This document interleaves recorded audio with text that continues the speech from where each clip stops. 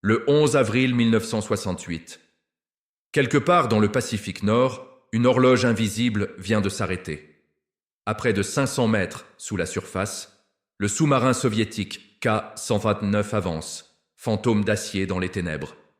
À son bord, 98 hommes respirent, pensent, espèrent. Ils ignorent qu'ils ne sont déjà plus que des ombres. Leurs vies sont suspendues à un fil qui va se briser.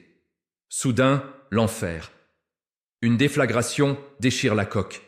Une lumière aveuglante, brève et violente, puis plus rien. Le silence se referme comme un linceul. En 4 minutes, le K-129 et ses 98 âmes disparaissent des écrans radars. Évanouis. Pour Moscou, c'est un trou noir, une tragédie qui restera sans explication. Pour Washington, c'est une opportunité qui ne se représentera jamais, car au fond de l'abîme, à 5000 mètres sous les vagues, gît un trésor de guerre inimaginable. Les codes secrets de l'ennemi, la technologie de ses missiles nucléaires, le manuel de sa stratégie. Un butin qui pourrait changer le cours de la guerre froide. Mais comment le récupérer? La profondeur est un gardien impitoyable. La pression à ces niveaux est si extrême qu'elle pulvérise l'acier. Les plus grands experts du monde vous le diront. C'est tout simplement impossible. La CIA, pourtant, va le faire. Elle va lancer l'opération la plus chère, la plus complexe et la plus secrète de son histoire. Un projet si dément qu'il faudra inventer un nouveau genre de mensonge pour le cacher. Ce que vous allez découvrir, c'est l'histoire vraie d'un vol à l'échelle planétaire. Un coup d'audace qui a frôlé la folie et qui a failli déclencher une guerre. Au cœur du Pacifique Nord, la nuit est une chape de plomb. Le K-129 glisse dans les profondeurs, un léviathan silencieux. À l'intérieur, le capitaine Vladimir Kobzar sent une inquiétude sourde l'envahir. Ce n'est pas la peur de l'ennemi, non. C'est une intuition, celle d'un marin expérimenté qui sent son navire comme une extension de son propre corps. Quelques heures plus tôt, un rapport fait état d'une légère variation électrique dans les batteries. Rien d'alarmant sur le papier. Mais à bord d'un sous-marin nucléaire, l'anormalité, même infime, est un cri d'alarme. Vérifiez la section arrière, ordonne-t-il, la voix neutre. Ces hommes s'exécutent. Une trappe est soulevée, libérant une odeur fugace d'ozone et de caoutchouc brûlé. Une fuite, minime. On la note, on passe à autre chose. La routine, mais la mer n'aime pas la routine. La vibration commence presque comme un ronronnement, à la limite du perceptible. Puis elle enfle, se transforme en un gémissement métallique qui parcourt toute la coque. Les ampoules vacillent. Dans les yeux des hommes, la confiance se change en stupéfaction, puis en terreur.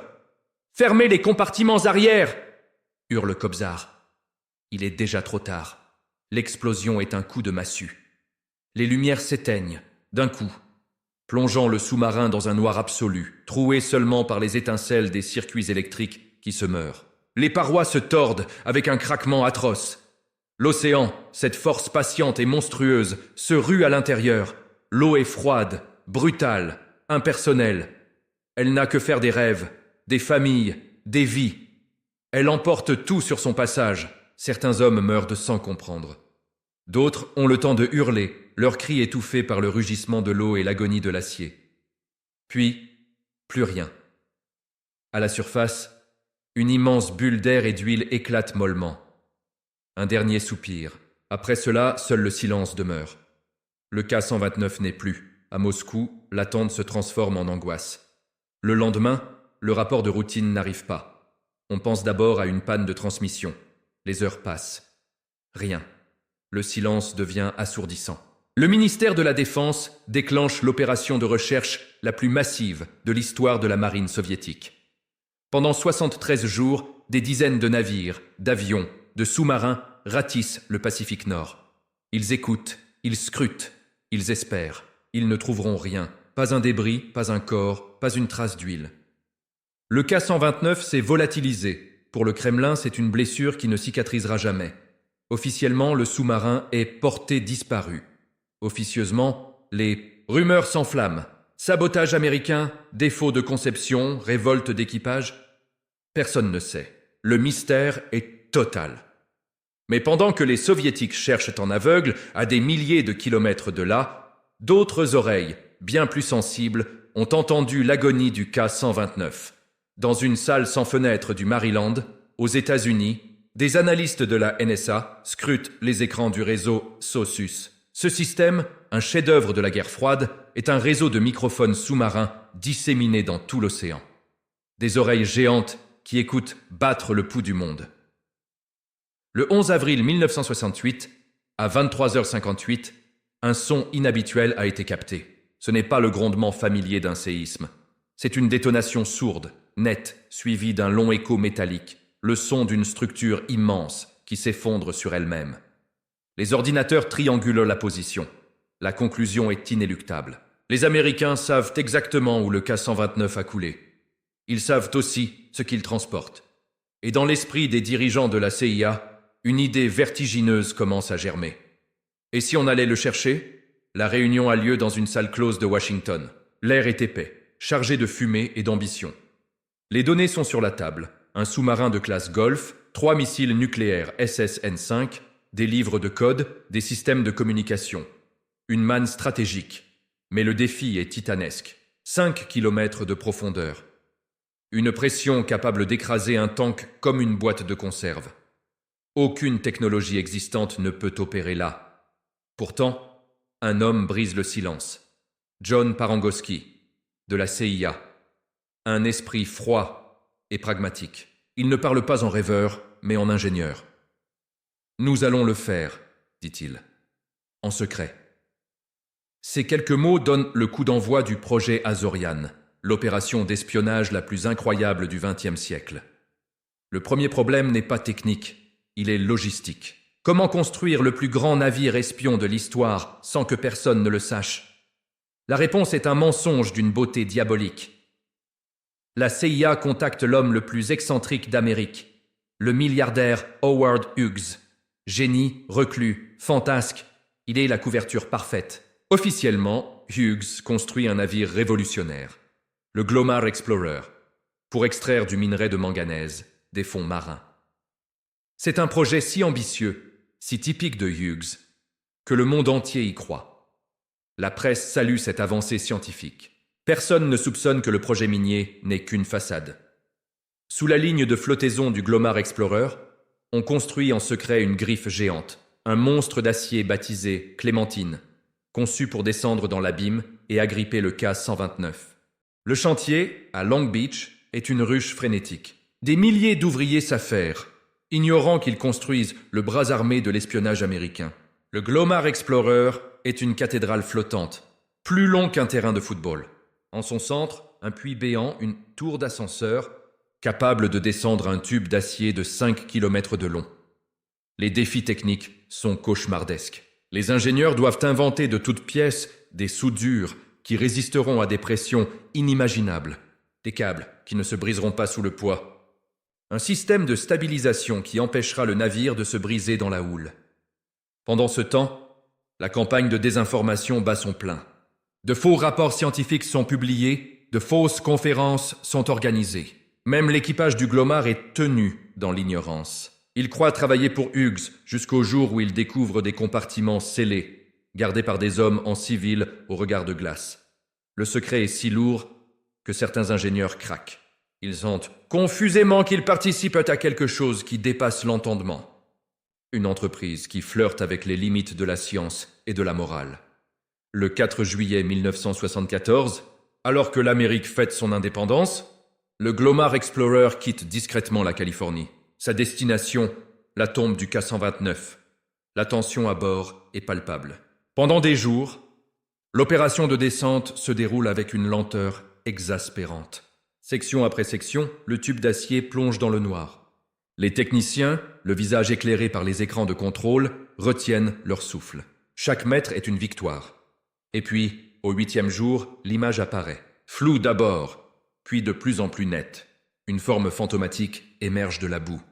Les lettres cyrilliques se dessinent lentement. K-129. Dans la salle de contrôle, le silence est religieux.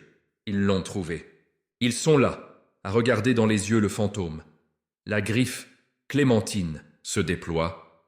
Ses doigts d'acier se referment avec une lenteur calculée sur la coque du sous-marin. L'étreinte est solide. Les capteurs confirment le contact. La remontée peut commencer. C'est un balai d'une fragilité extrême. Le monstre mécanique soulève lentement sa proie des abysses. 1 mètre, 10 mètres, 50. L'espoir grandit. Peut-être que l'impossible est en train de se produire. Mais l'océan n'a pas dit son dernier mot. Un grincement sinistre retentit. Un bruit d'os qui se brise. Une vibration anormale secoue toute la structure du Glomar. Sur les écrans, les indicateurs de stress passent au rouge. Les soudures de la griffe, soumises à une charge pour laquelle elle n'était pas entièrement préparée, cèdent. Dans un grondement étouffé par les profondeurs, la majeure partie du K-129 se détache et retombe dans les ténèbres, perdue à jamais. Le choc est brutal. Sur le pont, c'est la consternation. Après 6 ans de travail et des milliards de dollars, l'échec semble total. Mais au milieu des débris, une partie du sous-marin a tenu, la section avant.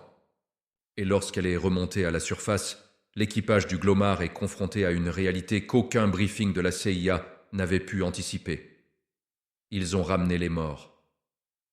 Les corps de 6 marins soviétiques, conservés par le froid et la pression, reposent dans leurs tombeaux d'acier ouvert. Leurs uniformes sont intacts, leurs visages figés pour l'éternité. Le triomphe technologique se mue en un moment d'une humanité poignante. Que faire? Les ordres sont flous sur ce point. Alors, les hommes du Glomar, spontanément, organisent des funérailles. Un drap soviétique est trouvé, un cercueil est bricolé. Un officier américain prononce une prière, honorant des hommes qui, dans une autre vie, étaient ses ennemis jurés. Ces hommes étaient nos ennemis, dit-il. Mais ils étaient aussi marins, et la mer ne fait pas de différence. Les cercueils glissent dans les eaux du Pacifique, rendus à l'océan dans un ultime geste de respect. Ce moment, filmé par la CIA et classé secret défense, sera la partie la plus humaine de toute cette sombre affaire. Le Glomar Explorer rentre au port, mission officiellement terminée. La CIA estime l'opération comme un semi-succès. Ils n'ont pas récupéré les missiles, mais ils ont saisi des torpilles nucléaires, des documents de code et surtout, ils ont prouvé que c'était possible. Mais un secret de cette ampleur ne peut pas rester enterré éternellement. En 1975, un cambriolage dans les bureaux de Howard Hughes met la main sur des documents compromettants.